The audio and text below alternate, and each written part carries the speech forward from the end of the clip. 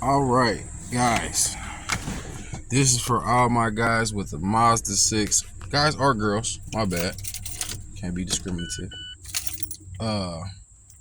With a Mazda 6 iSport 2015 through I don't know what year, but Mazda, if you ever lock your keys in the trunk,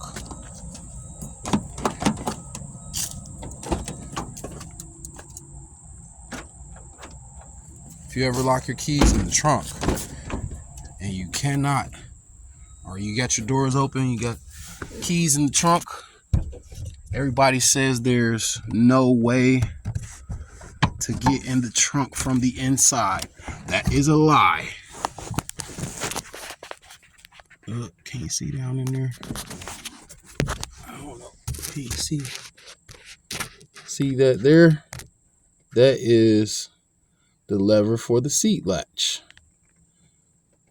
And it's right in the middle behind the seats. You just simply reach in there, pull it, and then you pull your seats down. Ding, ding, ding, ding, ding. Winner, winner, chicken dinner. And you just put that back, and you're good to go.